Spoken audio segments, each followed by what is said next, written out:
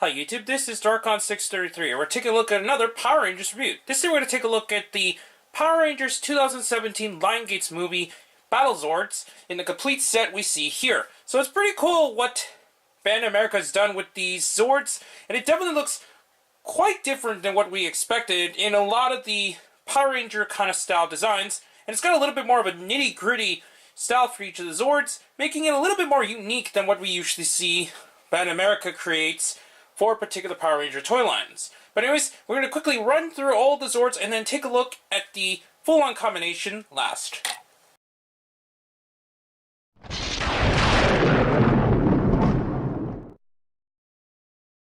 So to start up, we're going to take a look at the Mastodon Battle Zord first. The Mastodon Battle Zord is one of the weirdest out of the entire set. It's just some kind of weird hybrid creature between the Mastodon, a spider, and some other type of arachnid species, and I find that a very bizarre design.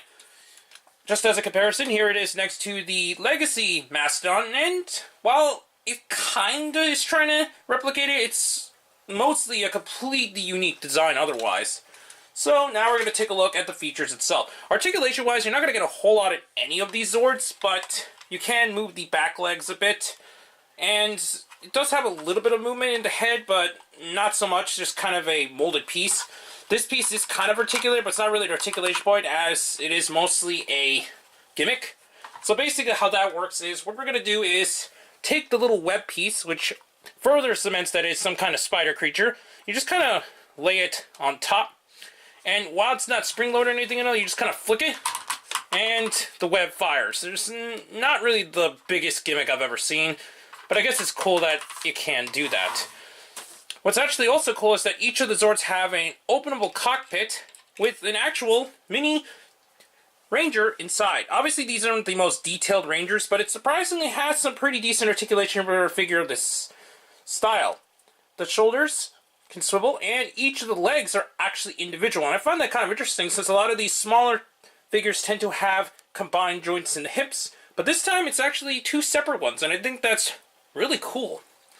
So that's about it for the Mastodon Zord on its own. We'll now be moving on to the next Zord.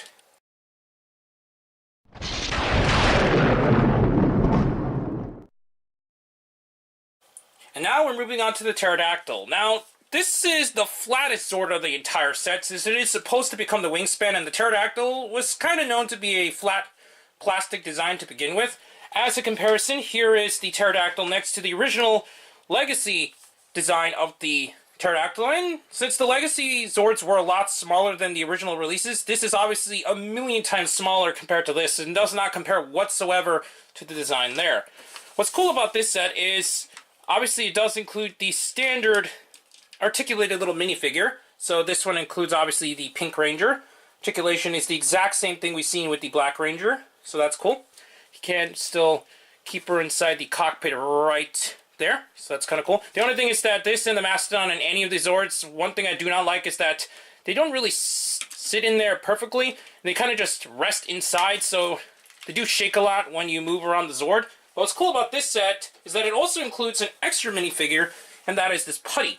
And I think that's pretty cool that Bandai America included a little villain figure to go alongside the set. Articulation is only in the shoulders with the swivel, so you're not going to get any more points of articulation. However, basically what this figure is included for is that underneath there is an actual gimmick, where you pull this and you can actually capture the Putty.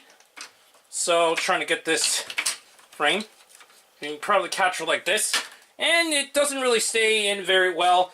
Probably doing something wrong, but it is something that's used for a gimmick to capture the Putty. I'm trying to get this together, so it's something like that for like a capture Putty gimmick. But other than that, there isn't anything you're going to get with this particular Zord. There's no articulation, so it's pretty much just a flat piece of plastic, but that's about it in terms of gimmicks. We'll now move on to the next Zord.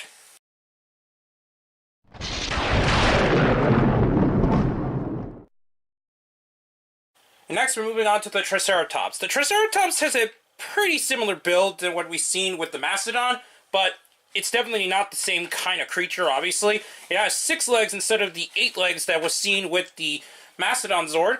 But other than that, articulation-wise, the same can be said here. The articulation in the back legs is pretty much the same, and you're not going to get really anything else. And it doesn't even have a articulated piece there, except the tail does technically have an articulation point, and it does have a gimmick where you actually can fire it using a push pressure missile. It actually includes 2 missiles, but unlike the T-Rex, which we'll get to take a look at soon, you can't actually store both of the missiles on the toy at the same time, so it's just an extra one that you get alongside of it. As a comparison, here is the Triceratops next to the original Legacy Triceratops, and I gotta say it's a little bit more close to the design since it does have the same horn design that we could see in a Triceratops, and it kind of replicates the tail cannon as seen on the original there. But other than that, that's pretty much it for the Triceratops on its own. It does include the standard minifigure, and it's cool since it's another cockpit design in the front. And it's a little bit harder to get this figure out, but not the worst.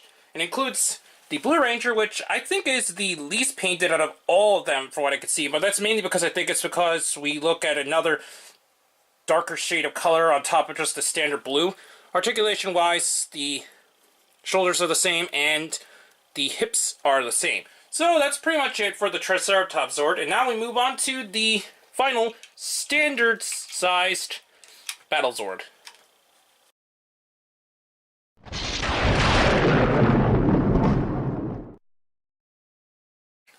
And now we're moving on to the Sabertooth Tiger. The Sabertooth Tiger is still pretty close to the original design. Unlike the other Zords, I think it's one of the closest out of all designs since there isn't a whole lot of major changes from what I could tell.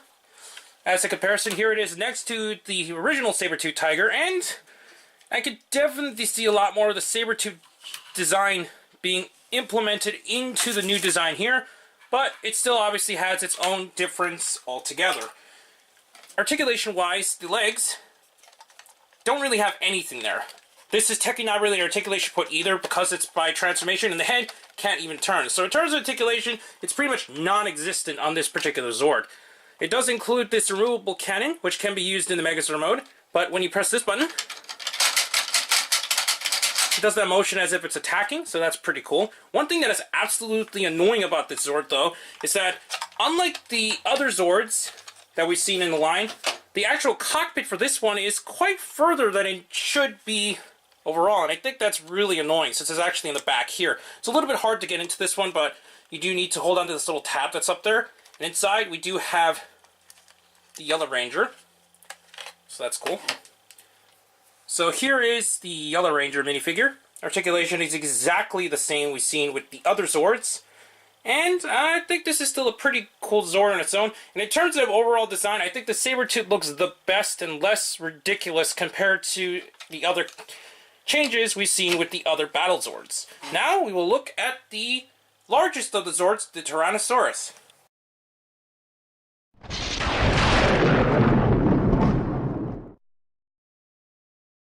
And now we're looking at the Tyrannosaurus. Now this is actually the easiest to find out of all the Zords, and because it is a larger size, I forgot to mention that each of the price points are different, at least between the two assortments. All four of the individual smaller Zords are $20 a piece, which kind of makes sense that since they are a larger Zord design than what we've seen with previous Power Ranger toys, but they also don't do a lot on their own, so $20 is a little bit ridiculous. This, on the other hand, is retailing for $40, and I think that's a little bit outrageous for what you get in the design, but I was still happy to at least get a hold of it. Articulation-wise, the legs do have a point of articulation. You can still with 360, but you're not going to get a whole lot of movement there because of the way the design the T-Rex is. Any funny positions you actually put on it could cause him to completely collapse over. But he does have another articulation point there, and it can go both ways, but that's because of the Megazord mode. The tail is pretty much static since it's just held on by a peg there. These little pieces here can kind of turn, but obviously these are really cannons and anything and all that. And that's actually another thing that I'm kind of annoyed about this Battle Zord, is the fact that this Tyrannosaurus doesn't really have real hands, and I think that's really strange in overall design. The head is also static since it's just pegged onto the same kind of style we've seen with the tail, but it does have an articulated mouth because you can actually store the Ranger figure inside, which is a little stuck here. Here is the Red Ranger.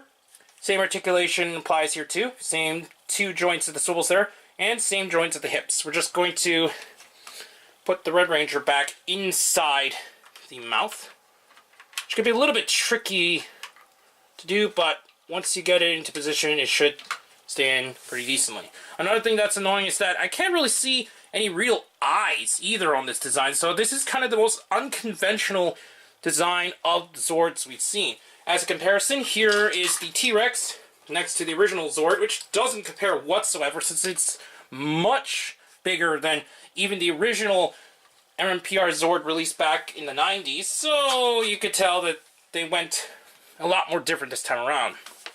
Another thing is that one thing that absolutely annoys me as well about the Zord is it's got a lot of details. A lot of the Zords in this line have a ton of details, but the T-Rex just has a ton more. And because it's not painted in many areas, a lot of the details just don't pop out. And I find that very annoying that they couldn't have at least put a little bit more paint applications on the Zord itself. The last gimmick the Zord has is that this cannon, which is removable, also used as the weapon in Megazord mode. It does have an electronic function. It does have two main sounds, and we'll go through them. So here we go. T-Rex Zord, it's time for battle. And then it just has a series of blasting sounds. Apologize, it's actually off frame, so no sound, sorry, no lights or anything and all that. But that's about it for the T-Rex Battle Zord on its own. Underneath, it does have a much hollow cavity, but it does house the actual Megazord head. And while that's kind of annoying because it is an empty hollow piece, I can understand what Bandai America had to do in order to store the helmet, but it looks a lot better, at least in terms of build, when you actually put together the main Megazord, which we'll go into now. Now that we got all the Zords back, when you actually build it into Megazord mode, you kind of need to destroy all the Zords into individual components, and it's one of the biggest parts-forming build of any mecha I've ever seen, especially in the recent age. We're just going to quickly go through all the parts. You're going to pretty much take everything apart, so you're going to have a ton of parts laying around, but what's cool is that none of the parts are actually left behind. Outside of the missiles, you're not going to really have any major piece missing altogether, so that's really nice. So we're just going to split everything into individual components, even to the point that you do need to remove the heads of the Zords here. For this, we're going to pull this piece out, and it's actually going to form the main leg component there. So we're just going to put that off to the side first. Then we're going to do the same for the Mastodon, since it'll form the other leg. We're going to split it apart and do the same with all the parts being removed. This looks like this. And you do actually need to remove the catapult piece, but it will actually be placed back onto the back later on. Remove all the components there. And you have something like this. Take apart the Pterodactyl by the two sides here. So we're going to move that wing, and then we move the other wing. Looks like that. For the Sabertooth Tiger, you just need to remove the cannon, and you don't actually need to remove any parts on it. For the Sabertooth Tiger, you're just going to move components. So we're going to move the leg pieces into position like this, turn the entire Sabertooth's head, and now you formed the main body component. The T-Rex, though, is where it gets kind of the most mutilated. What you're going to do is remove the cannon to get it out of the way, remove the tail, disconnect the head, which a lot of the components are very tight, so you do need to be a little bit careful. I'm going to move these flaps here. And this is where it becomes the most scary to kind of play around with. It does have an extremely tight fit on both of the hands. So, okay, we try to get them all together. And then we're going to remove the head component. And now we got pretty much a ton of pieces just all around. We're just going to go through it one by one. So first, we're going to take a look at the Triceratops. We're going to plug the head into the joint here.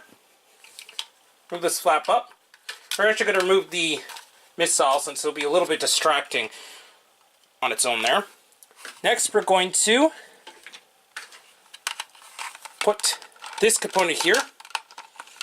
So this will form the leg guard. The spider pieces, or the... we're just going to move the leg pieces here. So it looks something like this. So it does form a kind of battle armor, and I think I actually put them in the opposite sides. So yeah, it looks like this. So I can kind of see where Band America went with this, but it is kind of strange that we have all these pieces just kind of put into several different places. Then we're going to put back the leg guard now. So it looks like that. We're going to take the leg pieces and actually peg onto the sides, like so. So now we got a leg ready. Next we're going to do the same thing with the Mastodons. It's a very similar build. We're just going to put this back, since it's the easiest to just kind of reattach the flat piece here. So it looks like this. Then we're going to do the same with the legs. So they form like the leg guards around the back. So just kind of peg in like so. Do the same on the other side.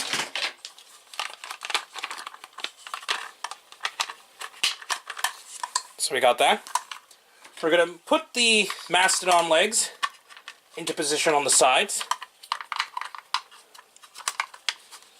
So we got this. And to finish it off, we're going to attach the Mastodon head onto the leg.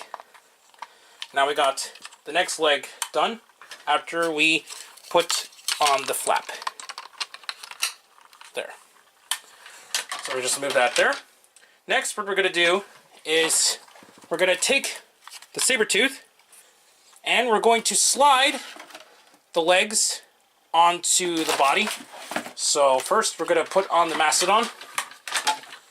And it does just slide over the component there. And it stays in pretty secure, so that's good. Same thing with the other leg. I just wish these little knee guards would stay on much better. They like to pop up quite a bit when actually transforming it. So now we got something that looks like this. Apologize, this is out of frame, and we're gonna take a look at it completely in a better frame in a minute. But first, we're gonna work on the actual upper part of the body.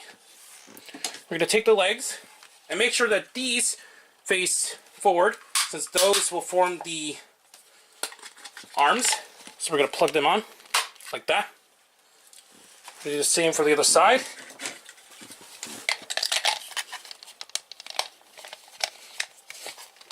Okay, so it looks like this so far. Next, we're going to, unfortunately, for the head here, it just does kind of peg into the back. There isn't really a good place to put it, so that is a bit distracting that you just plug it there. But I guess it does what it needs to get done. Next, what we're going to do is attach the head. So here is the T-Rex so far. Before anything else, what we're going to do is take the wing flaps, and these will actually plug onto little areas on the back here. Get the other side. So it looks like that. Do the same for the other side.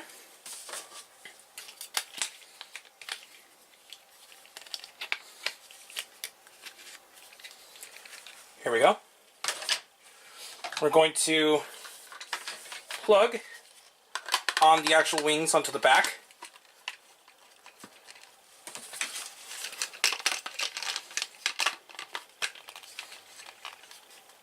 So we got this so far, and now we're going to come back so I can put the Zord back into a better position so we can see the final part of the combination. And now that we got the camera situated in a better position, what we're going to do next is take the main component and we're going to peg this over there. And while it's kind of weird how it works, we're actually going to take these little pegs on the sides here and it'll actually peg into holes there. And the reason why it's weird is that the pegs are actually in a different shape compared to the pegs themselves. So I find it very strange that this actually works, but it will actually secure them into place. So now we got the main Zord fully combined. But now we're going to put on the weapons. First, we're just going to plug this on the side here. It's not really any definite way to put the weapons, but the instructions do say to put it on like this. And I'm pretty sure this will only fit on this side anyway. So we got that. We're going to plug the sword here. And to finish it off, we're going to plug on the sword there. And that finishes off the combinations. And now we got the Megazord together all in one giant set. And I have to say, this is one beast of a Megazord. And so far up to this point, Bandai America or even Bandai Japan has yet to make a Zord into the deluxe scale that's big as this. We're not counting things like Soul Chogokin, Soul of Iron, or whatever when it comes to giant mecha.